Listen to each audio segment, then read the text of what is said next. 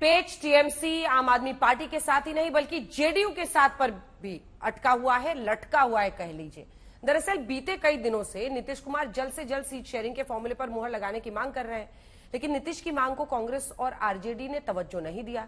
वहीं दूसरी तरफ मोदी सरकार ने जननायक कर्पूरी ठाकुर की जन्म शताब्दी पर उन्हें भारत रत्न से नवाजा, तो नीतीश कुमार की सबसे बड़ी मांग पूरी हो गई।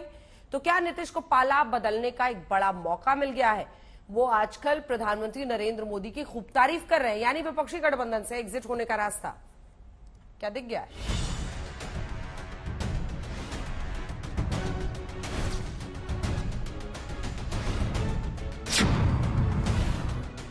बिहार की राजनीति में ये दूरी क्या कहती है? आज भारत रत्न कर्पूरी ठाकुर की जन्म शताब्दी पर आरजेडी ने अपना कार्यक्रम किया और जेडीयू ने अपना अलग। ये तब है जब दोनों महागठबंधन का हिस्सा है, बिहार में साथ साथ सरकार चला रहे हैं, लेकिन कर्पूरी ठाकुर की विरासत पर अपना अपना दावा ठोक रहे हैं। खुद को कर्पूरी ठाकुर की राजनीतिक विरासत का वारिस बता रहे हैं। सबसे पहले लालू यादव को सुनिए। और यही नारा ऐसे लोगों ने ही पुकार हम लोग कि ठाकुर तेरे अरमानों को दिल्ली तक पहुंचाएंगे, ठाकुर तेरे अरमानों को दिल्ली तक पहुंचाएंगे। लालू यादव ने दावा किया कि जननायक कर्पूरी ठाकुर की आवाज को दिल्ली तक पहुंचाए, तो वहीं नीतीश कुमार ने कर्पूरी ठाकुर के नैतिक मूल्यों और आदर्शों के बहाने लालू यादव और राहुल गांधी पर ही निशाना साध दिया। आजकल तो बहुत लोग अपने परिवार को बढ़ाते रहता है, लेकिन आप समझ लीजिए कि जननायक कर्पूरी ठाकुर जी कभी भी अपने परिवार को नहीं बढ़ाए। और एक ही बात जान लीजिए कि जननायक कर्पूरी ठाकुर जी से ही सीख करके हमने भी अपने किसी परिवार को आज तक नहीं बढ़ाया है, यह पक्का जान लीजिए। क्या ये संकेत नहीं कि गठबंधन में सब कुछ ठीक नहीं है? नीतीश कुमार ने कर्पूरी ठाकुर का पाठ याद दिलाया, यही बताया कि राजनीति में कर्पूरी ठाकुर वंशवाद के खिलाफ थे, जीते जी कभी अपने परिवार को राजनीति में आगे नहीं बढ़ाया। ठीक ऐसे ही नीतीश कुमार ने भी अपने परिवार को राजनीति से दूर रखा। नीतीश के इशारों को समझें तो मतलब यही है कि कर्पूरी ठाकुर के असली वारिस वही हैं। लालू यादव और राहुल गांधी पर सीधे चोट और परिवारवाद में खोट का गणित बताकर नीतीश ने अपने पत्ते खोल दिए। हम ही लोग रामनाथ ठाकुर जी को आगे बढ़ाए, यहाँ पर मंत्री रहे, सब कुछ रहे, आजकल राज्यसभा के सदस्य हैं और वहां पर पार्टी के तो जनरल सेक्रेटरी भी हैं, पार्टी के नेता भी हैं, हर तरह से उनका इज्जत हम लोग करते हैं। तो हम लोग तो करते हैं, लेकिन आजकल तो बहुत लोग अपने परिवार को बढ़ाते रहता है। लेकिन आप समझ लीजिए कि जननायक कर्पूरी ठाकुर जी कभी भी अपने परिवार को नहीं बढ़ाए।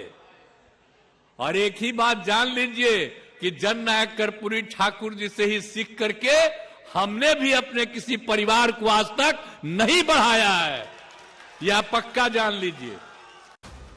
नीतीश के प्रहार पर अब क्या सियासी कमेंट्री हो रही है, ये भी सुनिए। उनको समझना चाहिए ना, लोकतंत्र कर्पूरी ठाकुर जी ने जो कहा था उनको स्मरण करना चाहिए। सरदार कर्पूरी ठाकुर जी ने भारत में कहा था कि वंशवाद को रोकना चाहिए। तो आज नीतीश कुमार जी को याद आया है, ये सोचना पड़ेगा। अब तो स्वाभाविक है, जब उप मुख्यमंत्री वो स्वयं बना के रखे हुए हैं तो उनको जवाब देना चाहिए। लेकिन माननीय मुख्यमंत्री नीतीश कुमार जी ने कहा होगा तो भारतीय जनता पार्टी में सबसे ज्यादा परिवारवाद है, तो उनका इशारा भारतीय जनता पार्टी की ओर होगा। अब इसे समझिए, ये दूरी क्या कहती है। वैसे तो नीतीश कुमार हमेशा डिप्टी सीएम तेजस्वी यादव के साथ नजर आते हैं, हर कार्यक्रम में तेजस्वी यादव को साथ लेकर चलते हैं। लेकिन बीते दिनों जब नीतीश कुमार अचानक राजभवन पहुंचे, महामहिम से मुलाकात की, तो तेजस्वी यादव साथ नहीं थे। तो क्या आरजेडी के साथ खटपट के चलते तेजस्वी को अपने साथ लेकर नहीं गए नीतीश कुमार? नीतीश कुमार के तेवर बदले हुए, महागठबंधन से दूरी तो एनडीए से नजदीकी साफ नजर आ रही है। कल जैसे ही केंद्र सरकार की तरफ से कर्पूरी ठाकुर को भारत रत्न सम्मान देने का ऐलान किया गया, नीतीश कुमार ने सोशल मीडिया पर पहला ट्वीट 9:14 पर किया, जिसमें उन्होंने केंद्र सरकार को धन्यवाद कहा। 1 घंटे 36 मिनट बाद वो पहला संदेश डिलीट हो जाता है। दूसरे संदेश में केंद्र सरकार की जगह सीधे पीएम मोदी को धन्यवाद ज्ञापन देते हैं।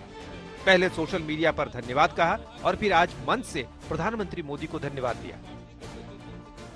अनुरोध करते रहे, लिखते रहे कि भाई जननायक कर्पूरी ठाकुर जी का भारत रत्न प्रदान किया जाए। अभी लोग नहीं करते थे, लेकिन कल कर दिया है, तो मुझे खुशी है। मैं इसके लिए केंद्र सरकार को और प्रधानमंत्री जी को भी मैं बधाई देता हूं कि उन्होंने स्वीकार कर लिया। नीतीश के इसी सियासी संकेत के मायने खोजे जा रहे हैं। ऐसा क्यों, एक और तस्वीर के जरिए समझिए। आज पटना में जेडीयू की बड़ी रैली हुई। रैली के दौरान मंच पर जेडीयू के विधायक गोपाल मंडल ने माइक था, लेकिन जल्दी ही उनसे माइक वापस ले लिया गया क्योंकि वो राम मंदिर की प्राण प्रतिष्ठा को लेकर प्रधानमंत्री पर सवाल उठा रहे थे। पूरा वाकया कैमरे में कैद है। उसका कोई योगदान नहीं है।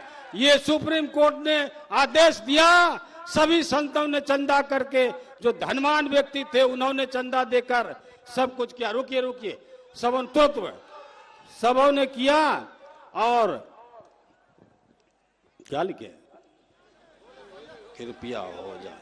अच्छा छोड़िए, कहने का मतलब ये अपील कर देता है, इतना समझाइए मत, हम समझदार हैं, ऐसे 5000 आदमी को लाए हैं।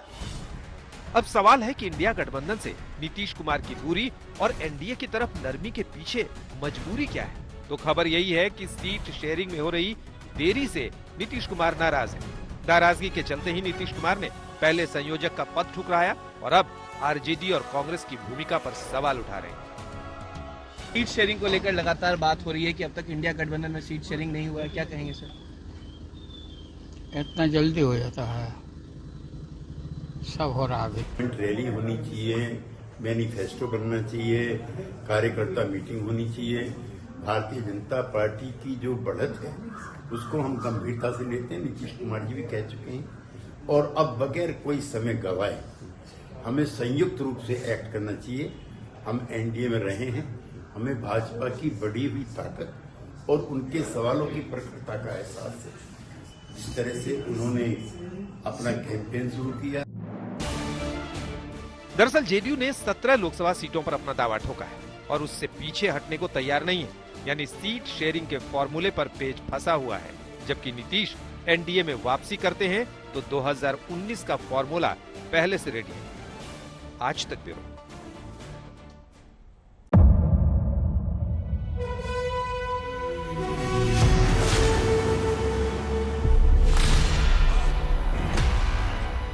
मुद्दों का मैदान, जिम्मेदारी नहीं, तर्कों पर घमासान। क्या बताना चाहते हैं इस देश को? किससे किसकी ठनी, न्याय की नीति नहीं बनती है। किसने दी किसे पटखनी, क्या सच है जिसको छिपाने की कोशिश? खबरों की दुनिया का सबसे बड़ा अखाड़ा दंगल देखे मेरे यानी चित्रा त्रिपाठी के साथ रोज शाम 5 बजे सिर्फ आज तक पर।